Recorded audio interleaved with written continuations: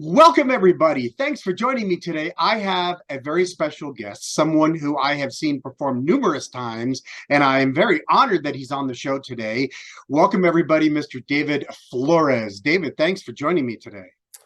Thank you for having me. It's what a treat. Oh, well, thank you very much. I appreciate that. So let's get started because I got a bunch of questions and Okay. and people have seen you around town. So I'm sure this will be very informative for them. You're originally from San Jose, California, right? Yeah. To Okay, be so we're specific, Sunnyvale. And the only reason why you might know of Sunnyvale is they call it Silicon Valley. right. Um, so that's where Apple computers, like my rival high school was where Steve Jobs and Steve Wozniak had gone to school. But I'm living Oh, proof that you're not really where you know who you are, where you come from, because me and computers don't, uh, I'm still well, analog. well, you know what? That's not true because we're doing this interview, Yeah, true and I that. know it's Yeah. digital. So let's say don't Yeah. throw yourself under the bus there. So were you born and raised in Sunnyvale? Is that I, correct? I was, yeah, yeah. Okay. And then did you grow up in a musical family? You know, some musicians do and some musicians don't. So what about you? I did. I was fortunate. My father, right here, he played bass, guitar, and in the '70s. So my favorite place to be as a kid was in the rehearsal room. Like Oh, all you the other bet. kids, they'd be out playing tag, and I just like to just sit there between the drummer and my dad. My dear Tony played drums. So I just sat behind there and just soaked it up. Just the environment was always cool. Everyone was laughing. I didn't know what they were laughing about, but I'm still just getting hit by all these vibrations. Musical ones and just the hang. So Right. that was always my favorite place. So what kind of music did your dad play? Was it rock? I mean, what kind of music did he play? What kind of rehearsals were they for? I guess you would call the name of the band is El Cumbo Universitario, and it's like it was a Bay Area band, and it was kind of a crossover, similar to like the Little Joe y La Familia, and Freddie Fender kind of thing, like Chicano norteño thing. It had like funky polkas, but lyrics, full band, horns, guitar. Um, and yeah, it was a really cool crossover. Like locally here, I played the record for some friends who grew up here in New Mexico, and they immediately were like, "Oh, that's Al Hurricane. That's I want and at that those are definitely contemporaries, right? Al Right. Hurricane and my dad's band, and those mid early '70s. Okay. So yeah, it was it's a crossover of Okay. sorts, No, right? that's fine. I was just curious what kind of music. So, Yeah. so why drums? I mean, what got you started on drums? Your dad was the bass player. Yeah. So what kind of got you started on drums? The pots and pans and some butter knives, and my parents, the tolerance of my parents and my grandparents. So at an early age, they just let me play in the kitchen, and to me, the kitchen looked like my room now. As a kid. So yeah, and I got a drum set just before kindergarten. It was a mishmash of some things, and then in kindergarten I had my first real drum set. Okay. So I played then. Yeah. Did you study with anyone in particular, or do Oh you no, just no, no. play? Just played. My dad would. I played, and I still use this lesson today. It's like the scowl. If you get this, you know, uh, change it up. The stinky face of approval, I say. You know, you get Oh, a little that's head funny. bobbing. That's when you're talking the same musical language as everybody else. So, That's funny. So the um, scowl was, don't play that groove, try something else. yeah, what the hell you doing? Kind of, so That's yeah, funny. Oh, that's yeah. good.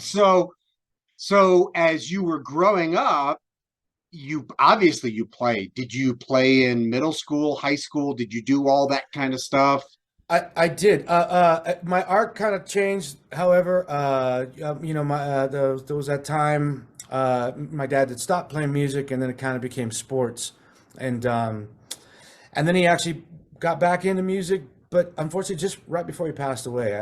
He was really young. I was 13, um, and I was just kind of getting my thing back with like playing drums because I'm a creature of habit and environment. So like sports was sports, and we had a whole crew there, and it wasn't like I was missing something. I was just going with, and Right.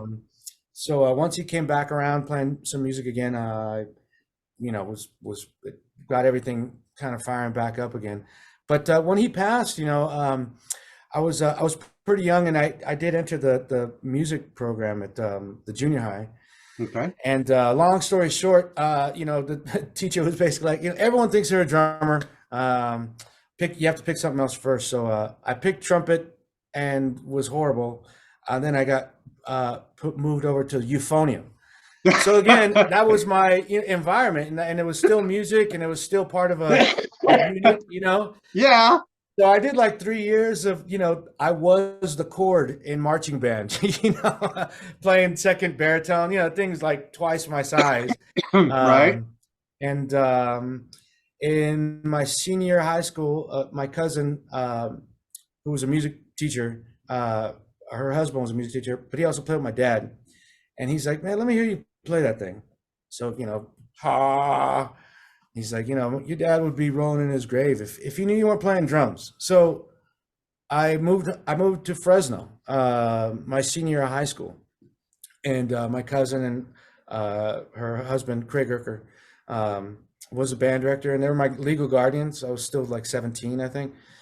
And he got me back on drums, and it would have been a whole other thing. I certainly wouldn't be where I am now had I not taken that opportunity. And I didn't go into music schools. I went to several community colleges, and found myself, just paying the bills for the last coming up on 40 years or whatever it is. Okay, so you didn't go to a university or anything to study music. You No, went to university, but you really nothing ever came of it. no. The closest thing I did in a university, aside from teaching, in my later years, was San Jose State University. Dan Sabanovich, the Latin jazz director there, percussionist. He had a Latin jazz class, Latin jazz ensemble, which I had come from Fresno. That's where I figured all, I'm still figuring it out. But yeah, there's no, that's the beauty of it. It can be nightmarish if you don't accept that. I want to just get it done, but It doesn't no, work that way. it's an arc. It's a never-ending arc. But anyway, that said, in Fresno, I got introduced to Afro-Cuban instruments. I was really into the drum corps thing because of playing the marching band euphonium. Again, that was the outlet. So I'd seen the Santa Clara Vanguard and the Concord Blue Devils and the like. So, and that has an expiration date, 21, you're done.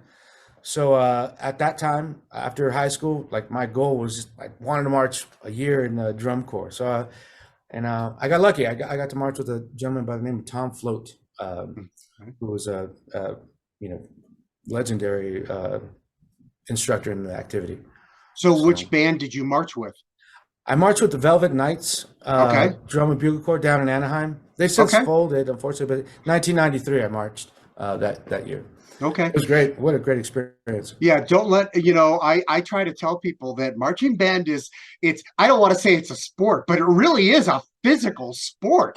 There's a lot of work to it. Yeah, I mean, and now what the kids are doing now is it's way over the top. It's really like it's musical theater and sport, because for a long time, I mean that the drum corps activity specifically has been very much a musical sport because of the demand, the physical God. demand. The physical demand on the things that those guys do.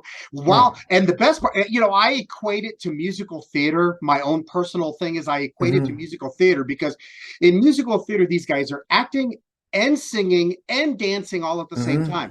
What is marching band? Acting, playing, and running around on the field all at the same time. Just to ante it up a little bit more is, it's a traveling show. So it's really, the show is only like 8 minutes long, and each band has to come in off on the football field, set it all up, and then perform it, and then strike it all out. And there's time penalties, and it's hurry up and relax. Yeah.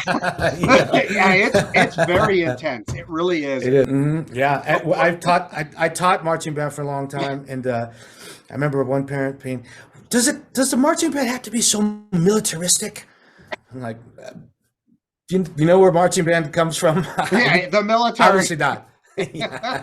So tell me, because there's a gap here, because you finished high school, you said you kind of bounced around, you did marching band, and yet you've done a lot of teaching out there. So tell me, fill me in. Where did you kind of go from when you finished high school and you kind of started college, and so where did you go from there? Tell me some more about that. After I did the drum corps thing, I stayed in Fresno, and was just doing the jazz band and jazz combo classes and the Latin jazz ensemble, and joined a band. It was all this was like first time stuff, and also to letting go of the goal, which was to do the marching drum thing. So now it's like kind of a fresh journey, and not really knowing where all that was happening or going. But much kind of like my playing career, just opportunity kind of showed up, and I, did my work and put my best foot forward, and definitely worked and figured it out along the way. And again, like playing, teaching is also a never-ending process. Well, and that's what I was gonna say, is because you've done a lot of teaching. I looked at your resume. Yeah. You've done a lot of teaching, and have you taught you've taught at the elementary school level? Have you taught at the middle and the high school levels? Yeah. Okay, and you've also taught at the college level, right? Yeah, Santa Clara University. I taught there for a few years. So again, it was opportunities kind of showed up, and like I said, I tried to take advantage of it. Sometimes I sunk, sometimes I swam, and that's part of the arc of learning, right? Yes, exactly. Right, yeah. So now you were heavily involved with the Santa Clara Vanguard, right? The Drum and Bugle Corps. I was, there's the drum corps that tours for the summer. And then the program I was working with was their winter drumline program, with a gentleman who was a former student of mine, turned colleague, turned very good friend, Nate Borg. He just pitched the idea. There's a whole other subculture of the drum corps activity, which is the winter programs. Mm-hmm. So there's a color guard indoor, and also now drumline stuff that happens. Mm-hmm. So I was helped directing that for about 8 years or so. I forget, that's like 2008, I think, or something like that. Wow. What an experience. Let me take a step back here, because I want to make sure people understand because not everybody understands marching band culture. Not everybody understands what a marching band drum line is. Right. So define for people what a drum line, your winter drum line, would consist of. Be more specific for me. Sure. We call it diddle band because it's just the instrumentation is just a field battery. So snare drum, multi-toms and bass drums, cymbals. And then there's a front ensemble. Mallets, marimbas, vibraphones, synthesizers, all this in a gymnasium. So that's really, it's really insane. But the marching battery, they just like the football field marching band, drum corps, so they do all this intricate movement on the gym floor. They lay out a mat, and again, it's another mini theater, if you will. Okay. So I mean, it is true. If you were looking at a marching band to take away all the wind instruments, that would be your drum line, wouldn't it? Yeah, hence diddle band. Just because they're just doing diddles. Yeah. And those guys, boy, they take pride on their precision. I mean, I've watched a few of those things, and those guys, I mean, if they are the face forward, body stiff, and it's all hands, and they're, everyone's moving and they're changing things. It's absolutely amazing to watch. Yeah. I'll have to find something from the Vanguard, see if I can find something on YouTube, and I'll try to post something down below so that people know what we're talking about. Yeah, you really don't until you see it, and you're like, I didn't know this stuff kind of existed, you Yeah, know. I mean, up to I right at the beginning of when Drum and Bugle Corps started is when I was in college, Hmm. and I remember, I was telling somebody the other day, I was laughing about it, that when I was in high school, my senior year in high school was when they came out with, I call it the glide step, Oh upper yeah, body completely stiff and everything moves. Yeah. yeah. And then when I got into college, my college band director was an Ohio State graduate, high Oh, knees. high Everything step. was high Yeah, step, yeah, high knees. And I remember after like the first week of band camp, and we're talking decades ago, decades and decades ago, I have never been so sore in my life. So yeah. I was ready kind of at the beginning of all of that, and Yeah, to see where it's gone now is absolutely amazing. yeah. It's So let's go back to, so you've taught, you've done everything. So my question to you then is what brought you to New Mexico? Why here? When did you get here, and why here? right. Well, that gap between Fresno and New Mexico would be 25 years in Oakland. Okay, Um, so tell me what that happened in yeah, Oakland during that time. basically that first band I was in, we wanted to make it, and it was like Los Angeles or the Bay Area, where we're gonna go, and we decided the Bay Area, and so I got an apartment in Berkeley when it was affordable, Yeah, and it's not affordable now. yeah, yeah, and then again the band broke up, but similarly, just uh, I have friends that were playing gigs, and someone said, "Hey, we need a drummer for this. You know how to do this." And just these little opportunities came up, and so the first I did some funk stuff, um, but then I got into the Afro-Cuban stuff pretty quickly. A real good friend of mine, percussionist Javier Navarrete, who is from Fresno. He and I were roommates, and he had got me, a gig with this percussionist Jesus Diaz from Cuba, Okay. and I was in his band, QBA. It's like Bay Area timba, Cuban style dance music, um, and that was like college. Like that was a doctorate in, like, what this is, and all the parts that go with all that. Mm-hmm. And and then I got to sub out for rest in peace, the drummer Paul van Valkenhagen from the Bay Area. He was playing with John Santos, and subbed out a few of those gigs, and then just some of those opportunities started to pick up.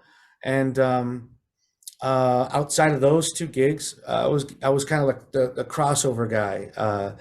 We want a Latin thing, but with the funk backbeat. Oh, we want a Brazilian feel with the, this, I don't know, Americana rock beat. The Doors, give me a Doors bossa nova. What would that sound like? And I was always game for the challenge. So So you were technically what I would call a freelance musician for that time, that whole time you were in Oakland. entirely, Okay. and then Yeah.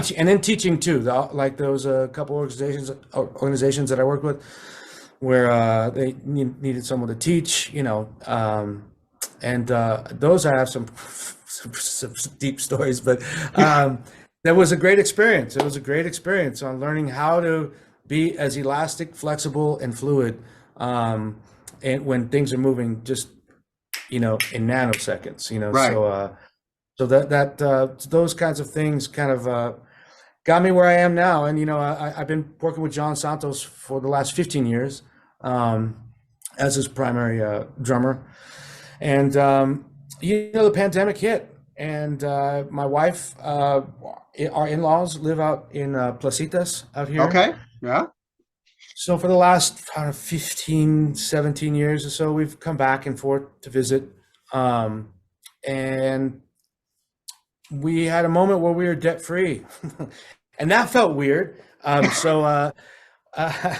We applied for a loan, and just kind of looking at things at the time. The fires were really doing a lot of damage in California, and we were looking at what we could afford, and it was just impossible. And I just kind of not. I don't think any of us, either one of us, had expected me to say, "What about Albuquerque?" And We did. We just said it was a real exercise in faith because we were just taking a leap Hmm. forward. And I'd only known one musician out here. His name's Rick Carrido, Okay. percussionist. And we were actually more like acquaintances almost. We friend of a friend and another friend. And he got word I was coming out and he actually called me. I was like, oh, hey, cool. Okay, yeah, I'm coming out. And so, yeah, looking forward to getting you out here and getting some work and such. Um, and then we physically met and he came by the house and we played and I was like, all right, this is gonna be fun. And my first gig was with the New Mexico Jazz, was it the Latin Jazz Orchestra? And I met everybody. He cashed out on a lot of musical trust credit because he did the rehearsal. It's Doug Lawrence, Paul Hmm. Gonzalez, Adolfo. His last name escapes me. Jackie Zamora, Yeah. um, and Steve Figueroa. And Rick called me up after the rehearsal, like, man, it's a big old band playing salsa tunes and just percussion. I said, hey, man, I learned some tunes. I haven't had a gig in a year, so yeah, let's do it. I'm down. So he called them all and was like, hey, I got somebody new in town. Trust me, he'll. So I met everybody at sound check, um, and it was a lot of work, and it was fun. It was fun and a shit ton of work.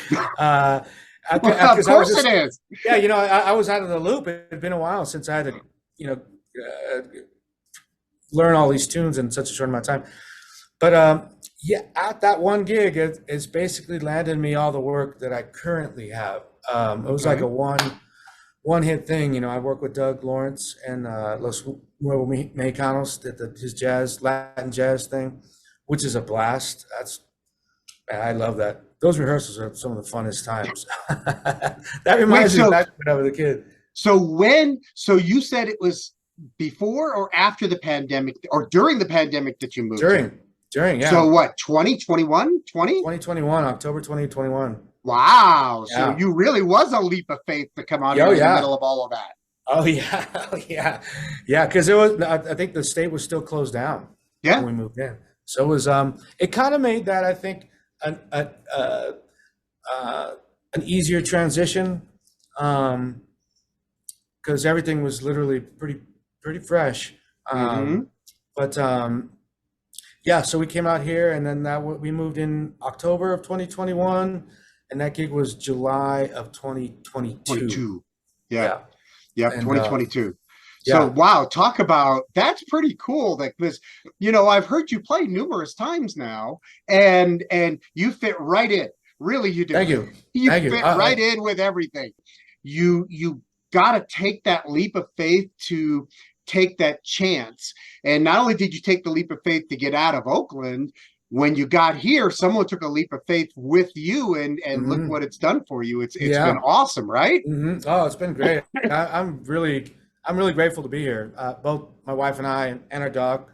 Okay. Um, so yeah, we love it. And I don't know what it is about New Mexico. It seems to be like it's the witness protection program for musicians because there are some heavyweight players out here. Yes, there are. Bobby This is why Bobby I'm doing Shue. this show because Yeah, there are so many musicians people yeah, don't even realize that live here. It's like, wait, hmm, that person lives here, that person lives yeah, here. People don't realize that mm, there's some heavyweight musicians that live in New Mexico yeah, that, yeah, make New Mexico and call New Mexico their home. You yeah. being one of them too, but No, thank you. there are a lot of musicians. Yeah. So my question, I guess, is music is your main profession. I get that. So what else I mean, are you just a freelance musician here in Albuquerque, or are you actually teaching? What are you doing here in Albuquerque per se as a musician? Tell me some more. As a musician, I'm just freelance musician still. I'm grateful. I work with enough musicians that are kind of in bands with Doug, between Doug, Baracutanga, another local band here. Hmm. We just went to Bolivia actually in Yes. February. Um, and Jackie's group, Calle 66, and her Brazilian thing. Um, and I also work with this gentleman by the name of Casey Mraz. He's born and raised here. He's somebody to know with regard to the local music community. He's a Mhm. great human and really talented musician. So I work with his group, Los Metamorphos. Okay. Um, and then in October, we're actually going to Texas. I forget what city we're going to. Some producer out there has this old, like Quentin Tarantino looking church that he has his setup in. So we're actually doing it as a duo, which I'm really excited about. That's another little terrain musically to fill it all up right and make sure everything is still full Hmm. uh, with just those two parts going. So I'm looking forward to that. And so I do some teaching. I have a handful of students here Okay. come to the house, and I was doing the New Mexico Jazz Society. Some of their outreach Okay. programs. When I first got here, I was doing that, but then I got busy enough that I wasn't going to be available steadily enough. Okay. So that's not fair for the kids either. So you don't want to send a sub in on that. Okay. So and I also still work with John Santos in California. So I go back to California um, like once a month, kind of a thing. And yeah, next month I'm going back tomorrow. Okay. But next month we're going to playing the Monterey Jazz Oh, Festival, that'll which be fun. Which yeah. brings me to my kind of my next questions, because you've done a lot of major performing. I mean, you've performed with Paquito de Rivera, right? You've performed with Steve Hooray, you've performed with Pete Escovedo. One of the ones that I got to ask you about, because I don't know if you're still a member, but the Electric Squeezebox Orchestra. Oh yeah. Are you still a Um, member of that, or is I'm that something? not. Uh, I'm not. And it's kind of like that has it's a big rotation of great Bay Area musicians. Eric Jacobson, and a trumpet player who I worked with back there outside of Electric Squeezebox, um, and Charlie Girk, who plays okay. with John Santos, saxophone player. So both those guys, it's a big band. It was there was a residency that they had on Sundays for several years in North Beach, and just It's a everyone in the fun band to band. watch. I'll put a link down Oh, below because yeah, oh that was man. a fun band to watch. I saw Oh, some YouTube videos. yeah, They they're had great. some great music. Oh my Yeah, goodness. there was one gig we backed up. This guy, his name's Spock. He's from Brazil, and this style of music that he plays is called frevo. Are you familiar with this? Mm-mm. I think it's northeastern Brazil. It's Okay. like it's like big band. It's a big band. I mean, literally a big band. It's like 18, 20 Right. piece band. And they're playing, really bright tempos. And these horn lines are really dense and just it's almost like some circus music, but Hmm. just it's in some of the most ingenious music. And we got the chance, the Squeezebox Orchestra, to back him up. You can find that with Spock, spelled like Spock because he looks like Spock. So that's been his nickname that he rolls with, Spock. I'll have to Um, look that one up. I'll see if I can find that. Same So, spelling. so you've played at some major, like you said, you're playing at the Monterey Jazz Festival coming up. Mhm. You've played at some other major jazz festivals too, haven't you? Yeah, yeah, yeah, yeah. I've the more recent one, like Telluride Jazz Okay. Festival, did that last year, I think. Um, and a lot of traveling. Sometimes Nice Jazz Festival. You never know. Especially being a freelance. It's when if the gig calls and you get it. Um, you never know where it's going to take you. So Right. And you yeah, take advantage of it as a freelance hell yeah, musician. You take what comes at you and yeah. you enjoy it while you can. Yeah, a few times So, there was a few gigs where like I was in Brazil and Japan, and when the band was like leaving for the airport, I was like, you know what, I got a free ticket. I'm gonna stay, and just stay for just a couple days, and you know, made contact with all the folks that were working part of the crew or Mhm. with the concert, and that's the best way for me to travel. I to hang with the locals. Right. That's Well, that's that's how you know what's I going mean on where you are. that's a no-brainer. But yes, Right. yeah, so any Well, local, especially if you have the opportunity to do it. yeah, Not everybody does, but if you have the no, opportunity, take hmm advantage of it. totally. So, have you ever done any recordings as a leader? I haven't done as a leader. I've done as a band member, and Hmm. my contribution ends up um, kind of back to when my dad would give the scowl or the stinky face of approval. Uh, a lot of bands where they would just give me an idea and let me roll with it, and if it didn't click, then I get the scowl, and so could kind of change it up. So I've contributed. I haven't composed anything directly, but a prog rock band I did for a number of years by the name of Motar. Okay. That was great, and completely no cowbells there. Most just big drums. Right. Um, and I have a few recordings with John Santos. Um, You just did a recording uh, with Doug Lawrence. we did, yeah. I'm excited about that. That's really trying to figure out how to get that out, because the paradigm is a lot different now. It's not, oh cool, let's track and press it and then release that. No, it doesn't work It's that a way. I just had this whole other conversation the thing. other day with someone, is that, the new paradigm, the new normal is you release a song, you get it out on all the streaming services, you get it out there, and it's like, the best example I have is Ryan Montano. Because the way Hmm. Ryan does it is he records a song, he releases a song. He does that Hmm. until he gets about 7 or 8 songs.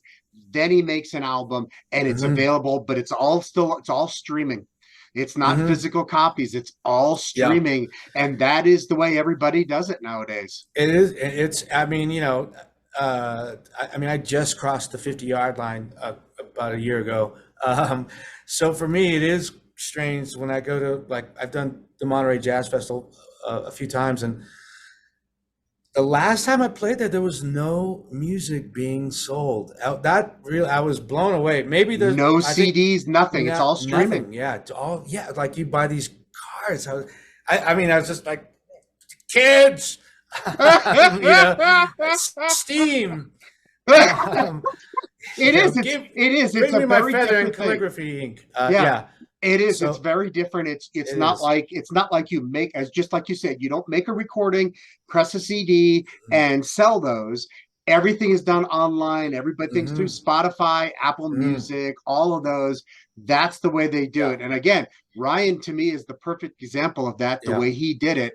Mm-hmm. And Doug might not want to do it that way. I don't know what Doug's going to do, but I can't wait to hear that album, because I know you guys just recorded it Yeah. just a few months ago, right? Yeah, yeah, just a few months ago, and it was a killer experience. Yeah, I am grateful that at least the vinyl thing is kind of at least on the radar more, and the powers that be, like, oh, money, yes, yeah, let's make a record, print it, yeah, yeah, but for me, actually, that was one of the upgrades of living out, coming out here was I've always had Survivor stereos, just like with the cassette tape and the CD player and the radio all in one.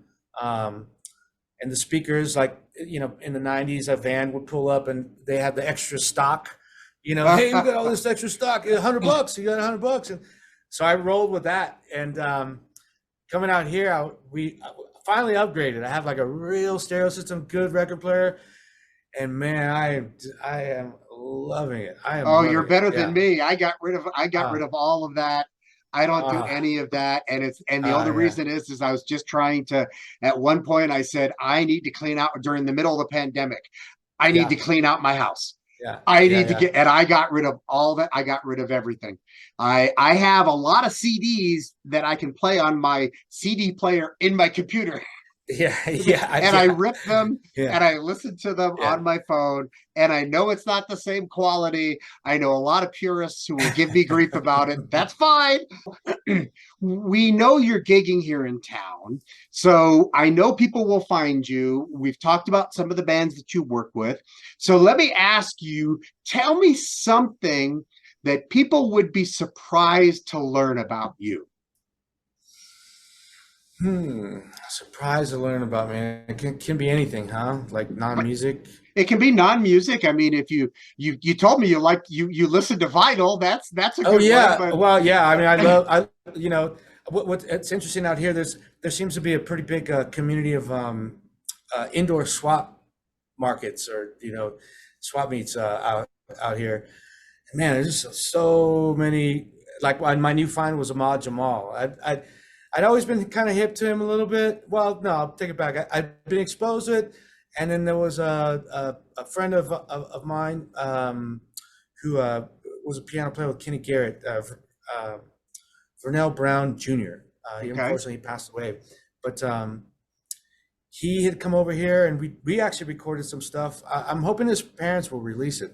But he, I was like, man, you got something you want to put on? He said, put on some Ahmad Jamal, and there's just a connection with that now, especially now that he's passed. But in these swap meets, I was just looking through my collection. I got my Ellington, got my Basie, and then my Ahmad Jamals. I got my Monk is here.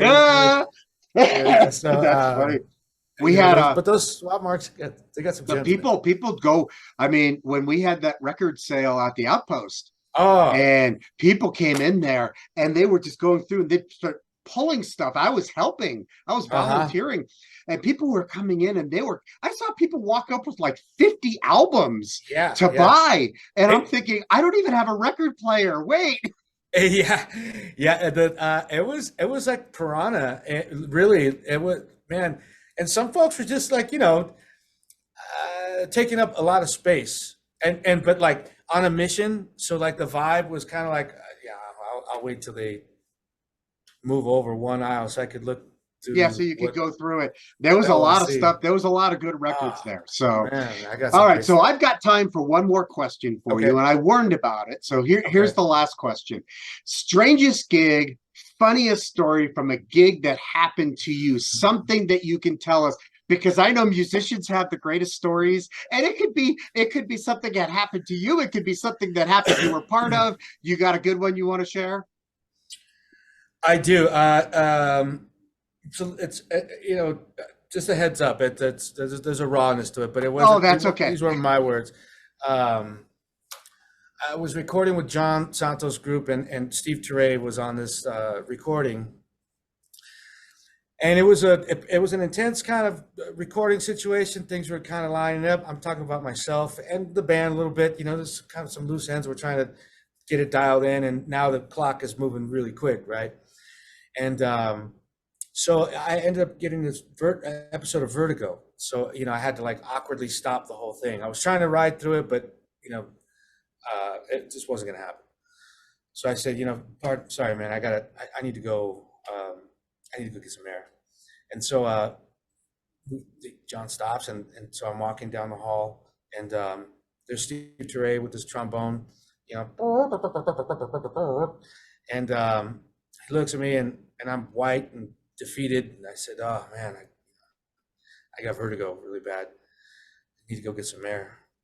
What you need is some pussy. You put some pussy on your face, you'll be all right."